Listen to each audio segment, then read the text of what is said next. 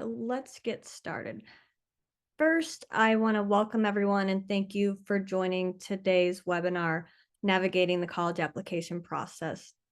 I'm Monica Meng, an independent college counselor, and I'm here to make the college application journey easier and less overwhelming.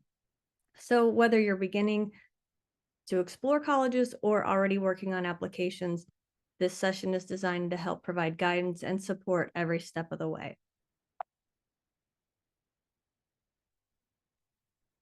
So here's what we'll be covering today. We'll start with academic planning and standardized testing, where we'll go over tips for course selection, planning your testing timeline, and preparing for exams like the SAT and the ACT. Next, we'll move on to building your college list, focusing on how to find schools that match your academic goals, social preferences, and meet your financial needs. After that, we'll dive into the college application process so it feels less overwhelming. I'll also introduce the complete college application course, a helpful resource to guide you through every part of this journey. Finally, we'll finish up with a Q&A session, giving you a chance to ask any questions you have. At the end of today's webinar, I'll also share a few special offers available exclusively to today's attendees, so thank you for joining us. My goal today is to help make the college admission process feel clear and manageable, whether you're a student planning your next steps or a parent figuring out how to support your child. You'll leave with a solid understanding of what lies ahead and how to approach it. So let's get started with our first topic, academic planning. So let's talk about academic planning. It's really about mapping out your high school journey with the big picture in mind, not just planning 1 year at a time. Planning ahead helps you balance the schedule so a single year doesn't feel overloaded and you can spread out your classes over all 4 years. Colleges love to see students who challenge themselves, whether that's through honors, AP, or dual enrollment courses. They also appreciate seeing an increase in rigor each year, showing that you're continuously pushing yourself academically. Your grade point average or GPA also plays a big role in college applications. There are two main types of GPA. Your cumulative GPA includes all of the classes you have taken in high school, and your core GPA, which includes only core subjects like math, science, and English. Some colleges will use your cumulative GPA, while others will only use your core GPA. Additionally, some colleges may recalculate your GPA based on their own criteria, such as weighting core academic courses more heavily. Colleges also appreciate positive grade trends throughout high school, which shows growth and perseverance and commitment to improvement. So even if your grades weren't strong early on, an upward trend demonstrates that you've worked hard to challenge yourself and build academic skills over time. This consistency and effort can leave a strong impression on admissions committees. So by planning ahead and making thoughtful choices, you'll be able to show colleges a strong and well-rounded transcript that highlights both your abilities and your dedication. But let's dive a little bit deeper into academic rigor. So colleges pay close attention to your transcript. It's more than just your grades. They will evaluate the classes that you've chosen to understand the story of your academic growth. As I mentioned, you have several ways to show your academic rigor, whether that's on-level courses, honors, AP, or dual enrollment. There's really no one-size-fits-all formula or a set number of advanced classes that you have to take. What matters most is that you're taking advantage of the opportunities available at your school and making thoughtful choices. Colleges also like to see that you're challenging yourself more each year. So you want to gradually increase the rigor of the courses you're taking. You also want to stick with core subjects like math, science, and English throughout high school to show consistency and growth. In fact, academic rigor is one of the most important factors in admissions decisions. According to the National Association of College Admission Counselors, nearly 64% of colleges rank the strength of your coursework as a top factor right after your grades. This shows how much your class choices can shape your application. So you want to be intentional about your course selection.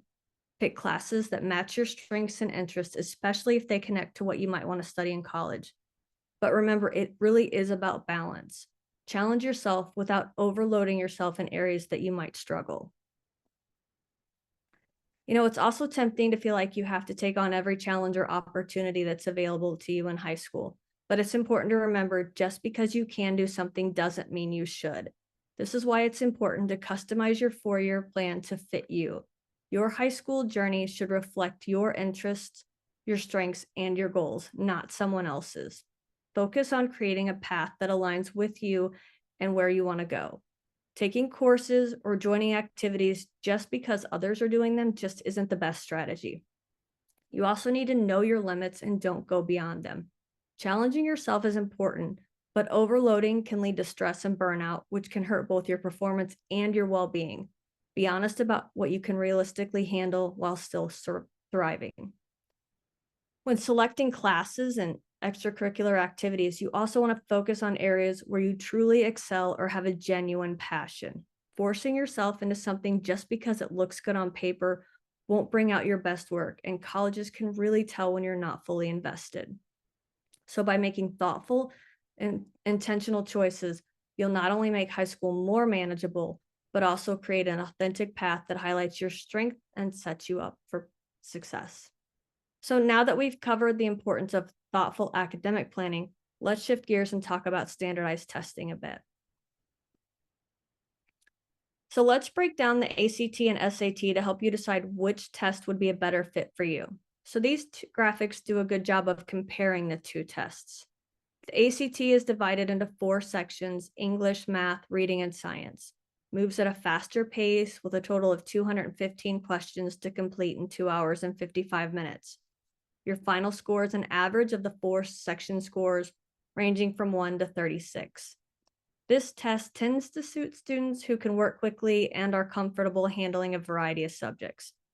It is important to note that the ACT is moving from paper to digital.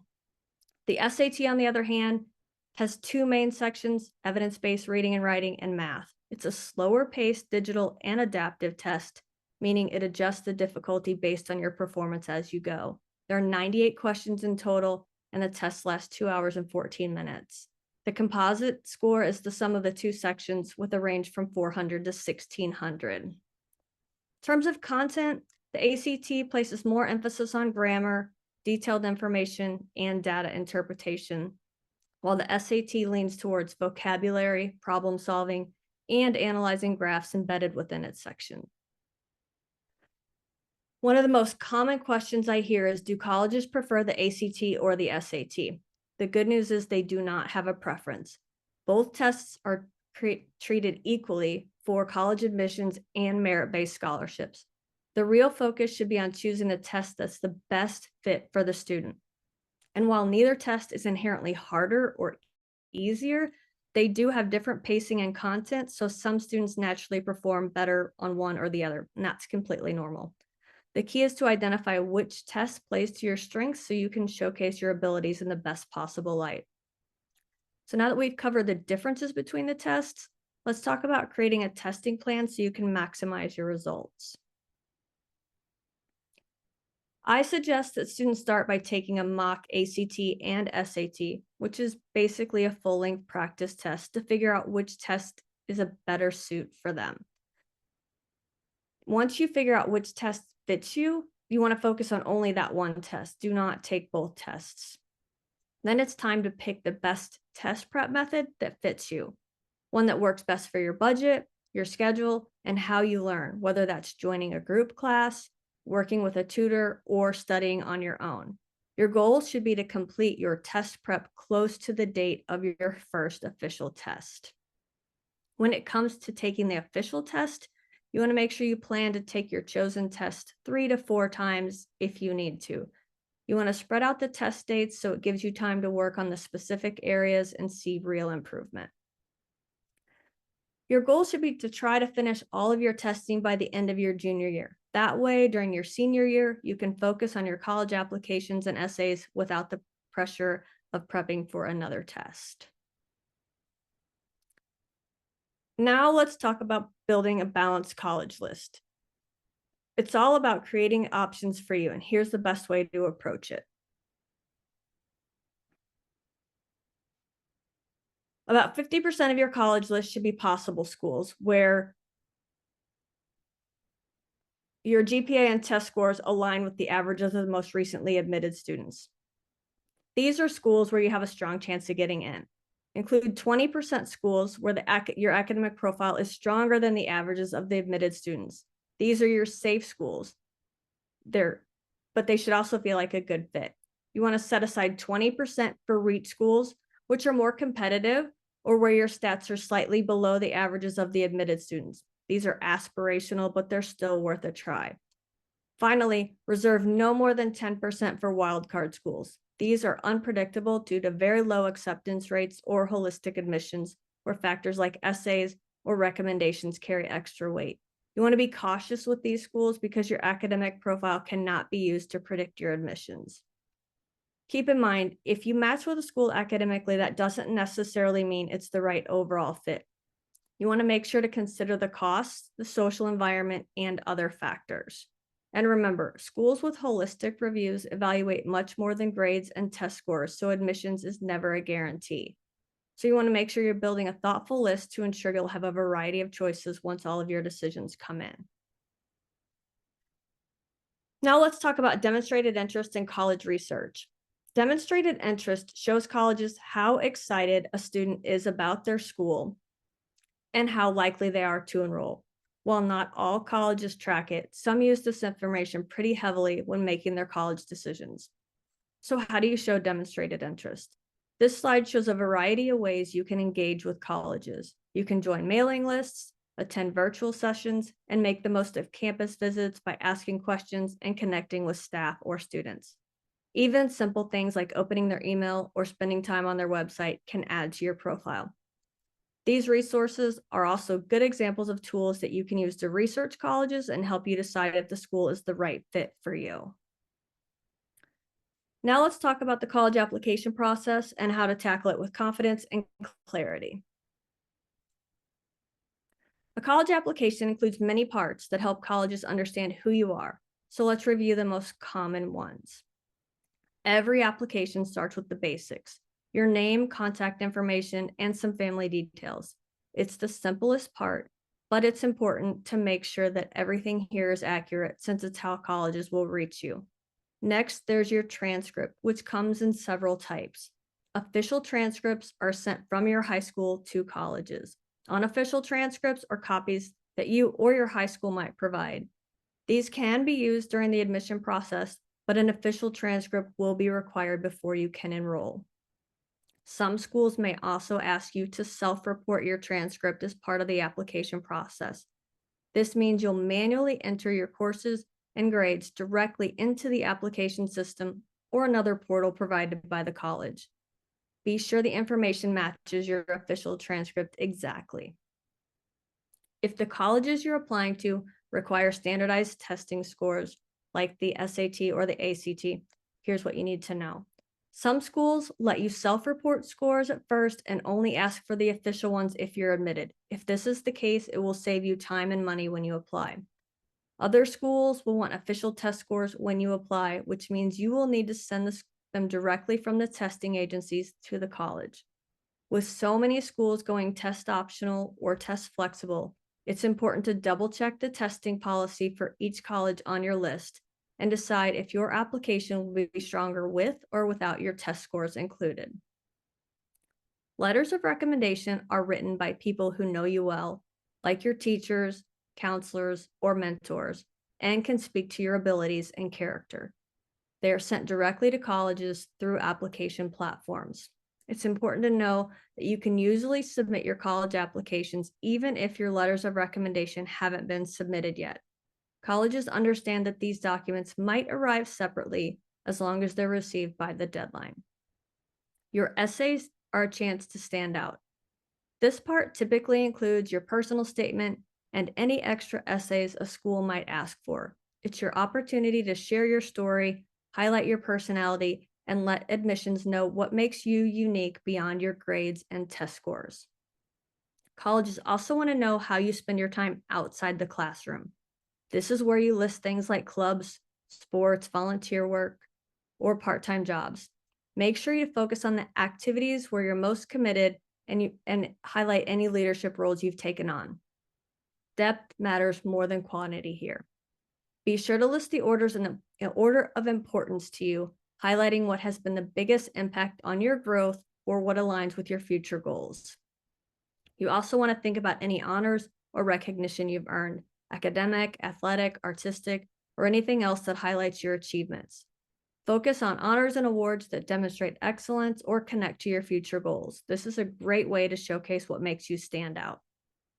And lastly, most colleges charge a non-refundable application fee, usually between $25 and $100 per school. But don't worry, if this feels like a financial stretch, you might qualify for a fee waiver. These are available through your counselor, testing programs, and even through the application portal.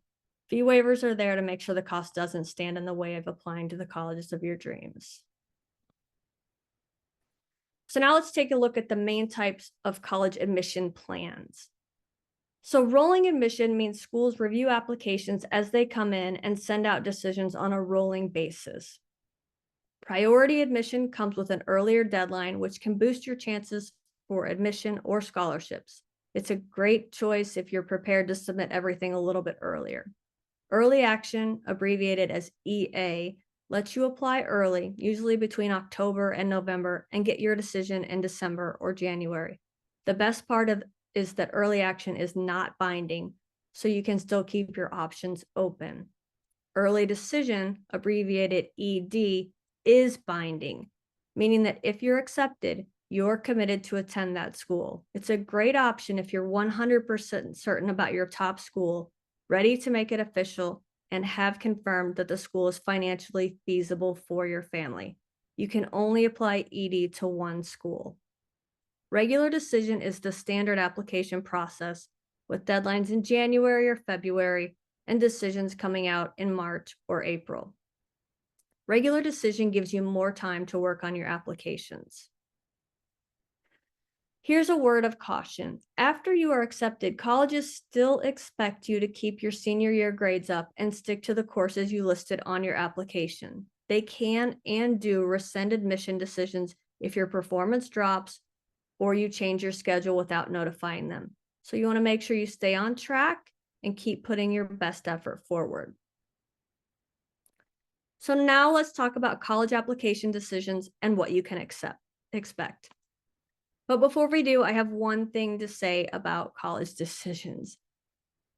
Your college admission decisions, no matter what they are, do not define you. No matter the outcome, trust that you'll be okay because you are more than any single college decision. With that said, here are the options that you might see. There are a few possible outcomes. You may be accepted, and if you are, there are a few variations of an acceptance. You might be accepted to a fall semester, a spring semester, or even a summer admit. While spring or summer admission might feel a bit different, they're fantastic opportunities and can be a great alternative pathway to get you started on your college journey. Don't feel rushed to make a decision. You have time to decide if you want to attend, usually until May 1st of your senior year. However, if you want to enroll, be sure to follow the next steps outlined by your college to secure your spot. If you are denied, it means you are not admitted. In some cases, schools will allow you to appeal the decision. However, a denial doesn't necessarily mean you can't attend the school at all. You may still have the option to transfer in the future and achieve your goal of becoming a part of their community. Deferred admission happens when your application, typically from an early action or early decision plan, gets rolled into the regular decision pool. This gives you the chance to update your file with new information such as improved grades, updated test scores, and significant accomplishments that strengthen your application. Finally, there's the wait list, which some schools like Vanderbilt University use as part of their enrollment management strategy to fill their class. If you're placed on a wait list, you'll first need to decide if you want to accept that spot on the wait list. In the meantime, you also want to focus on the schools that have admitted you and start planning your next steps with one of them, because you can never be sure if you will be admitted off of a wait list.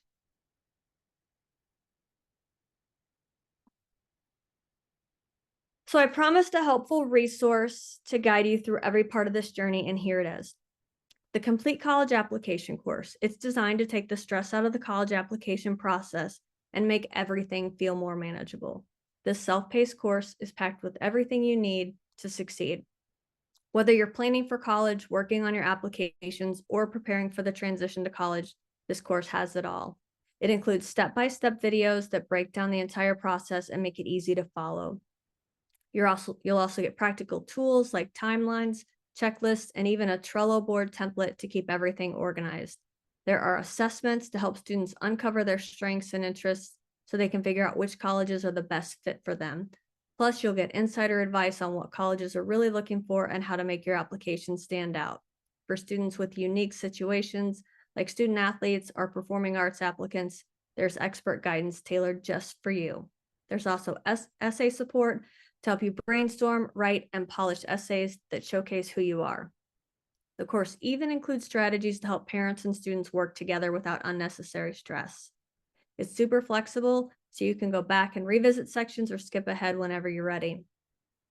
And best of all, there's no fluff, just actionable tips you can start using right away. This course gives you the guidance and confidence to take on the college application journey without feeling overwhelmed. Stick with us until the end for a special discount to help you on this exciting journey. So at this point, I would love to welcome any questions that you have.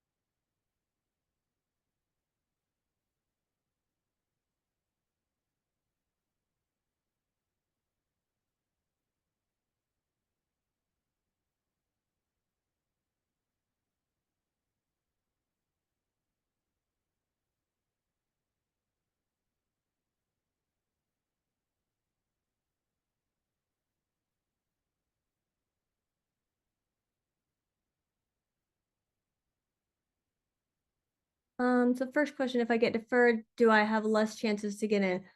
Not necessarily. It just means they want to take another look at your application. So it's a good opportunity for you to add things to your application.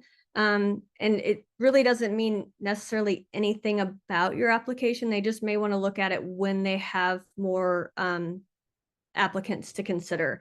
So it doesn't mean that you have less chances to get in, no. Second question. Let's say next question is, let's say you don't have a leadership role in a club. Do colleges still look at it? Yes, they do. So when it comes to activities that you're listing, really, that's really important. It's one of the most important things because colleges are trying to get a sense of who you are and how you spend your time. And the numbers, the grades, they're all really good, but they're really trying to figure out who you are and what you value. And all of that comes through in what choices you make outside of the classroom. And so when they're looking at your activities, and remember in the presentation, I said we want to put them in the order of importance. And that's because they're reading it through that lens. They're looking at, okay, so the first thing that they would, if they had to cut activities, this is the first thing that's the most important thing for them. And so it doesn't really matter if you have a leadership role, but they're looking at, okay, this is what's most important. And then they're going down the list, but also look at non-traditional versions of leadership. So it's not just, are you the president, the secretary? Did you lead did you take initiative to lead a particular organization or something within it? Did you spearhead something within the club? You don't have to be a traditional leader. So did you just take on a leadership role within it? So it doesn't have to be a formal leadership role. Can I apply early decision and early action? Yes, those are two different things. You can apply early action to as many schools as you want, with the few exceptions. There are a couple schools out there that have restrictive early action policies, which restrict how many schools you can apply early action to, but they're some of the Ivy Leagues Early decision, you can only apply to one of them at a time, but as after you apply early decision to one school, you can still apply to as many schools early action as you want. Does it cost to send your ACT scores to colleges? Yes, it does. Is there ever a free day to send those scores? No, there's not a free day to send those scores, but many schools are starting to allow you to self-report the scores because they know that sending the scores can be really expensive. So if possible, I always recommend self-reporting them in the application portal or separately, and then not paying to send the test scores until you actually absolutely have to. How much does the resource and the link cost? I'll send you all that information in the email afterwards with the discount included, so you can look at it all there. When you were talking about the SAT and the ACT, you talked about 3 or 4. Are you suggesting that the student should take the test 3 or 4 times? Yes, most students for the SAT and the ACT, the sweet spot is 3 times is how many times a student takes to get their highest score. So that's usually what we say to plan for. Some students will get their highest score sooner. Don't really want to plan on taking it more than that because of test fatigue and a variety of things. But ideally, 3 is probably where we would be shooting. What is a junior year high school checklist to prepare for college? So a junior year high school checklist would be all of the things that your student would need to do during junior year to make sure they're on track for getting ready to apply for college. So I'm not sure if you're asking like what the specific things are, but that would include a lot of things that basically set the student up to get ready to actually complete and submit the applications when they get to senior year. So that's actually a pretty fundamental foundational time. And it's usually where we start to have a lot of research and a lot of conversations about what do you want to do in college? Where do you think you want to go? And do a lot of the background work of trying to find and build the college list and do the testing and that sort of stuff so that when you get to the senior year, you're really focused on the actual application and you don't have a lot of extraneous stuff to do. If you're planning to get your associates through dual enrollment, then go to a guaranteed acceptance school. Does the child still need? Yes, typically to a guaranteed acceptance school.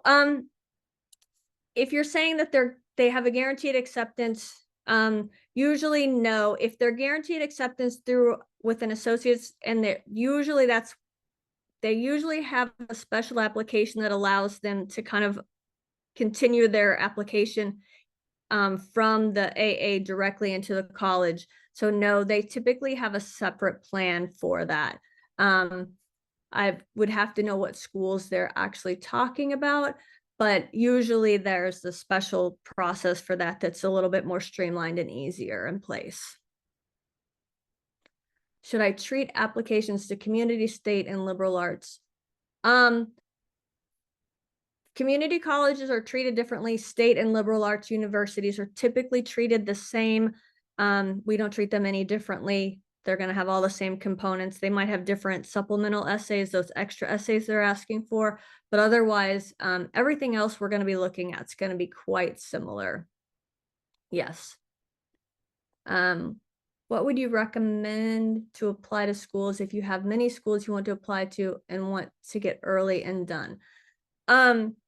That's actually what most of the students I work with do. So we do a lot of the foundational work in second semester of junior year to get a lot of the testing and a lot of the resume work done and a lot of the foundational application stuff done that will roll over before when they get to senior year. We get their main essay finished and a lot of that stuff so that when they start, your application as a senior will open and become available on August 1st of your senior year. And so generally we start that right at August 1st and we just build out a really solid timeline that starts on August 1st so that they're working on something every week starting at the beginning of August so that they're getting stuff done quite early so that they have that time. Sounds like you want to get done early and kind of enjoy senior year a little bit. It's usually the goal. What would you prefer to do early? Would you prefer to do early decision to the college you want to do most, or another?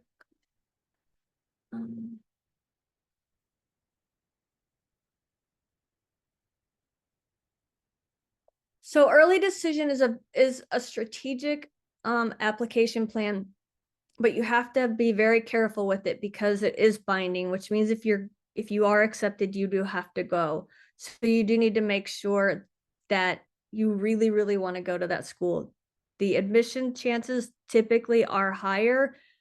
There's websites and there's data and there's charts that will tell you exactly how much better your chances are based on from early decision to regular decision at every school, most schools that they publish that.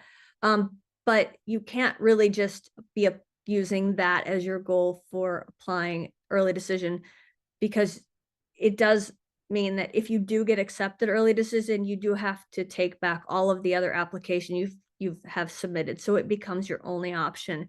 And then again, financially, it has to be an option for your family because you are committing to go there and you are saying that if you're admitted, your family can afford it. So you need to make sure you've done your due diligence before then. So yes, it does increase your chances of being admitted because the acceptance rate is a little bit better, but you know, there are pros and cons to it. So I work with plenty of kids who choose still not to do it because they still want to be able to have options and make choices later in the process. What what does the college portal do? So the college portals, most of them, so I assume you're asking about the main where the colleges use their applications. So most of the college applications that you will be submitting will be through the Common App. That's the college application portal that you'll be using to complete your applications and submit them. Once you submit your application, on the backside, after you've submitted, each school will have their own portal, which is where you'll track your application. And that's where you'll see where all the documents that we talked about, like your letters of recommendation, your transcripts, anything else they need, you'll see all of those sitting, whether they've been received back in their portal. So you'll have a variety of portals, which is why it's really important to keep track of everything once you get into the application process, because there's actually quite a few places that things have to be kept track of. If I want to go into political science, should I apply to another major? It doesn't really matter. Political science is one of those where there's a lot of different ways. It depends on what your ultimate goal is with political science. So I would say we would probably want to look at your career path and then work backwards into a major and see what, and there's a lot of really good resources and there's a lot of good career websites that you could look at and see if political science is the best major to get you to the career that you want to go in, because there might be a few other options that you want to get in. So I don't know if you want to go into public policy or something like that, there might be something else, or there might be a double major, or there's a lot of colleges out there that have unique overlaps of interesting political science, like there's political economics and things like that, that they've kind of put some unique majors together, and some of those might be better fits. And in this case, there might be some more early work that might be better to figure out which way is best to go into political science. But there are schools that do have political science as well. And the other thing about that is there are also schools that have interesting programs that give students interesting opportunities within the field of political science. So you might want to look at those as well. So an honors college. So an honors college is basically, not all universities have them. So honors college is different than an honors program. So an honors college is just like if you go to any college and they have a business college or like an engineering college, it's just a standalone college. So it's just like that. So it'll have its own requirements and its own set of things. It's a unique opportunity. Sometimes it fits students, sometimes it doesn't. An honors program is different. You can be in like a business college and be a part of an honors program. They're not interchangeable. Honors in high school and honors in college are very, very different things.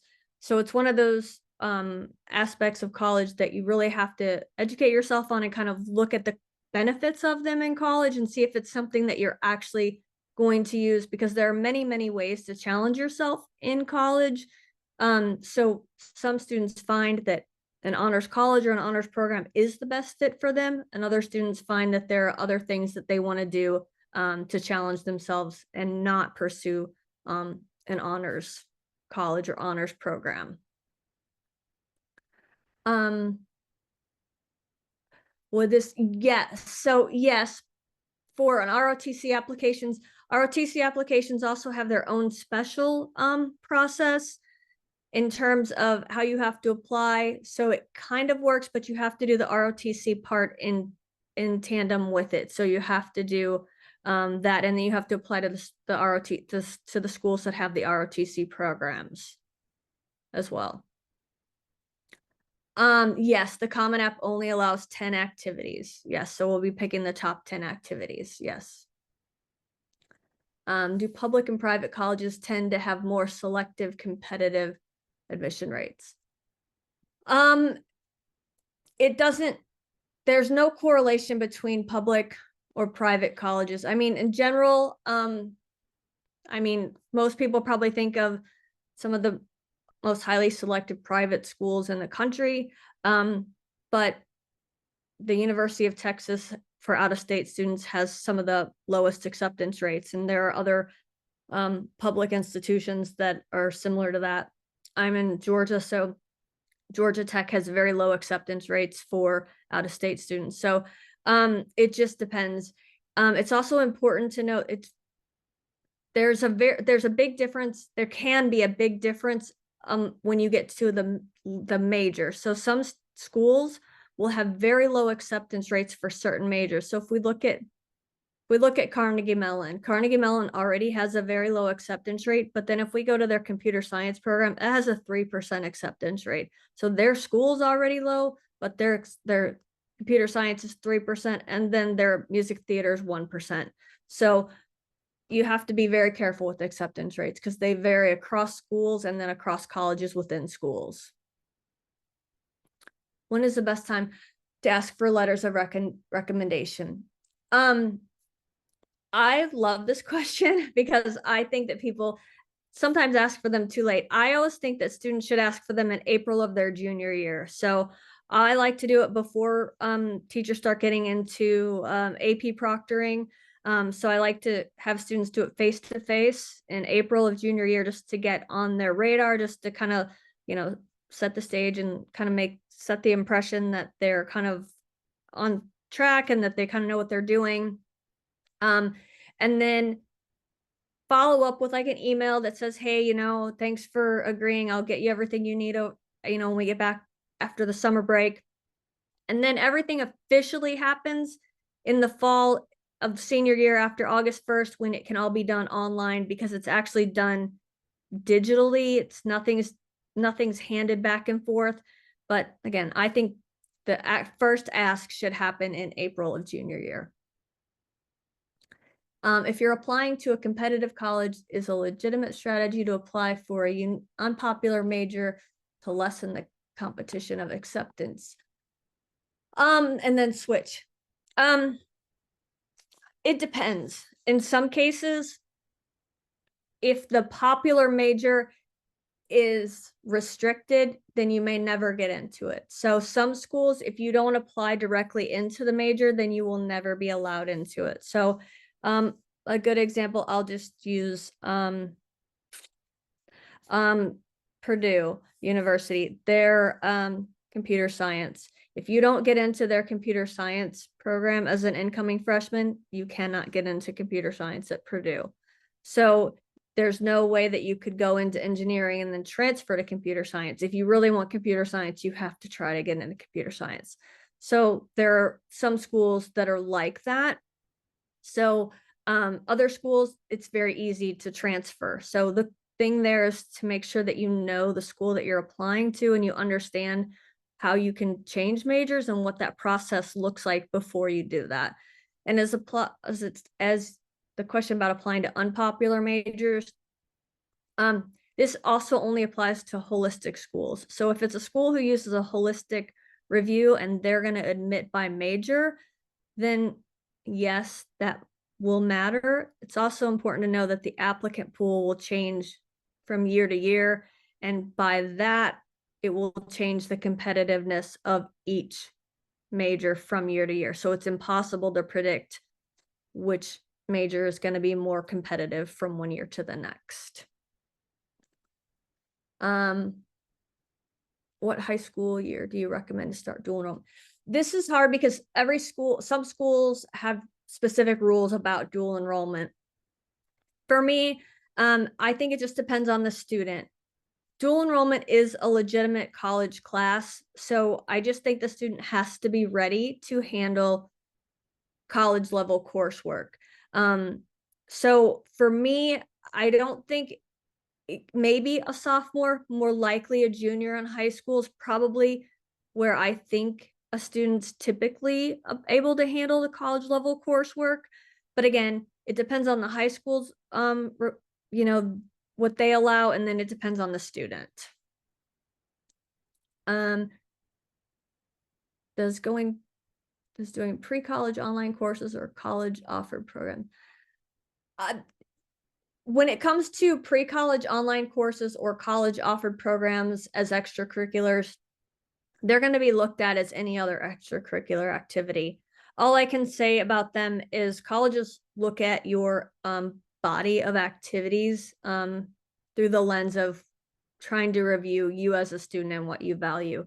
So they're going to look at the choices of what you did and what those subject matters are and things like that, more than they're going to look at that. They might look at it as like, okay, so you chose to do outside learning. In some cases, I think that doing extra academic work just says that you like more academics, but in some cases that's a perfect fit for some schools, and in some cases the school is going to say, I'd like to see a kid who does something with their free time other than academics. So it might show that you're a good fit for some schools, but you're not a good fit for some others. Would I share the slides I presented per email? Yes, I think I will be sharing the presentation with you via email. How many recommendation letters do students send? So each school will have, when you're applying on the Common App, you'll see how many recommendation letters they allow or don't allow or are optional. The general rule of thumb with recommendation letters is only send them what they're asking for. And there's a really good reason for that. So if a school says that they want 2 recommendation letters, but then they'll say, okay, but we'll take up to 4. You really don't want to send 4. You really only want to send 2, because what might happen is they might only read the first 2 they come to. So if you send 4 and you're like, these are my favorite 2, but I'm going to send these other 2, but they get to the 2 that you really didn't like first, and they never get to the 2 that you really wanted them to read, then you've kind of lost the opportunity to get your 2 best rec letters read. So what we always say is, if we're hedging our bets and we're trying to go with, okay, we want to make sure that if they're going to read, we know they're reading 2 rec letters and we only know they're reading 2, we want to make sure they're reading these 2 teachers. That's all we're sending them. So if they're all optional, then you can send whatever, because there's no guarantee they're going to read them. But generally send what they ask for. When do you start using the Common App to apply? So the Common App, so regardless of what grade your student's in, the main part of the Common App rolls over from year to year. So you can start filling that out at any time. And then each year you can log in and it'll say, do you want to roll over the Common App? And it will roll it over. What it will not roll over is anything that's school specific. So it'll just delete that every year. So if you're a junior and you want to start filling it out, you can do that and then just roll it over, and start working on it slowly. You can do that. but do not fill out anything that would be school specific. So any part that would be like, hey, if I'm going to add my favorite schools and then fill out anything for them, don't do that because it will be deleted from year to year. Do schools allow you to double major right away, or do colleges only have? So you can, some schools will allow you to double major right away. Some will not. It depends on the school. Again, it also depends on if you come in with credits from high school, a lot of different things. Some schools will have double majors built in. It's pretty common depending on which schools. There are also some majors that like it's impossible to double major. Like if you're going into some fine arts majors, that's really, really, really difficult to double major in some of them just because of the time commitments that are associated with them. Can you merge extracurriculars together for the Common App? For example, write clubs and then list all your clubs, or each club kind of takes a spot, but like clubs kind of go together. So how would I explain this? So if you say you played soccer at high school and you played various levels of soccer. So your high school had like a 9th grade team, a JV team, and a varsity team. All of those would technically go into one activity. Even though it's technically 3 different teams, you would put that as one activity. But soccer would be one, and then say you played football, that's a different one, and then basketball is a different one. We wouldn't put all sports together. I don't know if that clearly answers the question. I hope it did. Lived in Georgia a year and a half. I would like to know if I'm considered.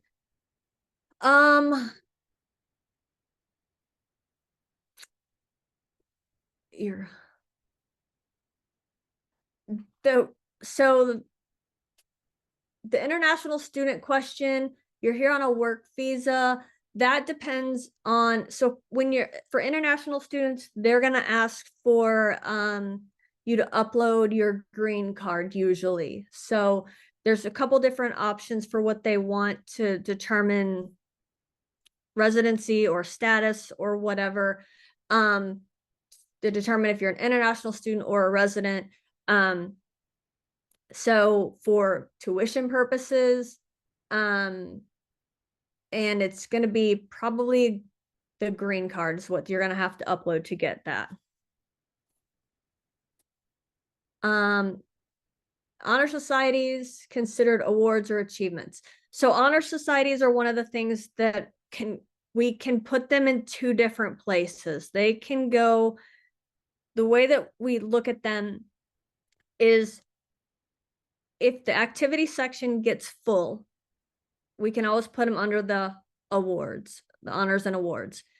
Or alternatively, if you've done a lot of things within it, so say within an honor society, you've done a substantial amount of community service, or there's something within it that you feel you need to like talk about, then we need to keep it in the activity so that we can use the description to talk about your involvement in the organization. Then we would keep it in the activity section. So it's one of the things that we can kind of move it based on what your involvement is in the activity and how it applies to you. So there's no real right or wrong place that goes on an application. Do I know the best way to write a YS essay?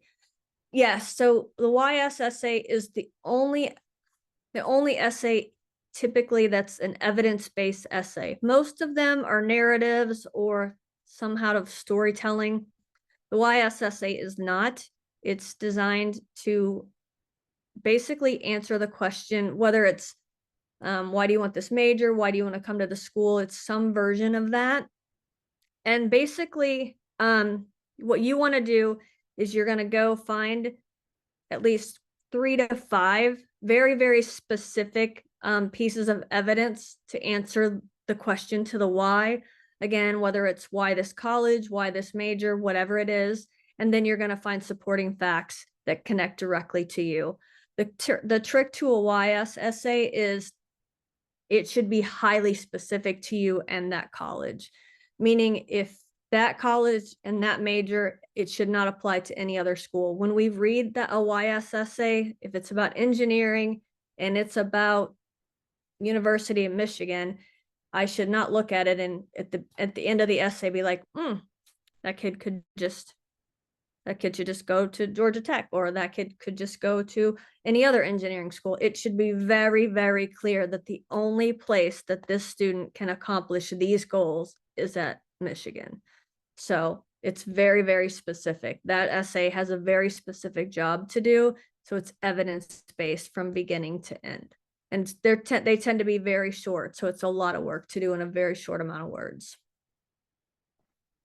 What major is best for medical school? So that's been changing for a while. You can major in anything you want, but lately medical schools have been saying they like students to major in something in the humanities because they feel like it presents a better bedside manner. You still have to meet all the math and science requirements, but they like humanities majors. But you can actually major in anything you want. There is no reason to think that you have to major in biology or chemistry or anything like that. Anything you want. Could having good letters of rec increase your chances? Absolutely. Some schools, I have heard that makes a huge difference, and that is the deciding factor for them. So yes, absolutely. Would I recommend doing passion projects? If that's important to you, absolutely. This is one of those things where don't do it just because you feel like it's gonna look good, but if it's something that's absolutely important to you, absolutely do it. Colleges will love it if it feels authentic and it looks authentic and it resonates, then it will be amazing, for sure. Does going to a vocational high school affect your chances of acceptance? I don't know if I mean, I think it's a great, I mean, I think colleges would love that. I mean, so I don't know that it affects them one way or the other. I mean, I think colleges would love that. So,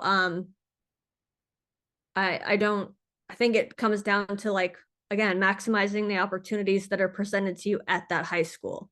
But I definitely think there's definitely positives there that I would think they would definitely like. How many colleges can you apply to through the Common App? 20, and that's all. Are there other apps to apply that you would recommend if you're wanting to apply to lots of schools? I don't recommend applying to a lot of schools. I think 20 is more than enough. You can apply, every school typically has their own application on their website as well. So generally you can apply directly through the school as well. But again, I don't really recommend too many because if you've ever watched the TED Talk, The Paradox of Choice, more choices just creates more problems. So I think it's better to just build a college list that makes sense and then go from there. Can you use the same letters of rec for different colleges? Actually, that's exactly what will happen. Your recommenders will upload your letters of rec to the application portal, and they will be generic letters of recommendation that will go to all of your schools. So they will just speak generically to you as a student, your character, how you've learned in their classroom, things like that, and it will go to all of your schools. There won't be specific to any specific school. How do I differentiate between schools on what is the best school for your major? That's a big question. So that's actually a lot. There's a lot that goes into picking the best school for a major. So you can do a lot of research. There's a lot of great tools and resources that you can kind of get in the weeds about, but that just requires a lot of looking at data and trying to figure out like what's better, which school offers which and which one's better. There's no real easy way to get to that answer. I'm sorry, I wish there was. Okay, I love this question. When it comes to looking at courses, is it better to get an A in a regular course, or should you take more APs if you don't get A's? So this is a common question a lot of people ask. So colleges don't want to see students just take all on-level classes and get straight A's. They do want to see you choose rigorous coursework. So at some point you do need to try to challenge yourself. So there is a balance. So We do want you to push yourself, not necessarily get C's, but maybe you get B's, maybe you get like some B's and some A's. So it's a little bit of give and take. So I always say, like, we try to push ourselves as much as we can without, getting past the tipping point. So we don't need to get straight A's, but we do need to challenge ourselves, because not challenging yourself doesn't really show, academic growth. Best major for business major. There's a ton of options for a business major within a business school. So that's a very big question. Within a business school, there's probably, 7 options to major in. So you'd have to kind of figure out like what it actually was you wanted to study. All right, let me do one more question and then I'm gonna wrap up. What if I don't know what major I want, but still want to go to college? That I would say most kids, even if they start with a major, they change. There are a lot of schools that have exploratory or undecided majors, and that's perfectly fine. I wouldn't worry too much about not knowing what you want to do. There are some schools and some programs where you do absolutely have to know coming in, but that's not most of them. Most students change their majors 2 to 3 times, and colleges know that, and they're set up to handle that. So you can go in undecided, or you can look for schools that offer exploratory majors that are designed to help you navigate that as you come in. All right, I'm going to share my screen one more time and show you guys a couple things and then wrap up.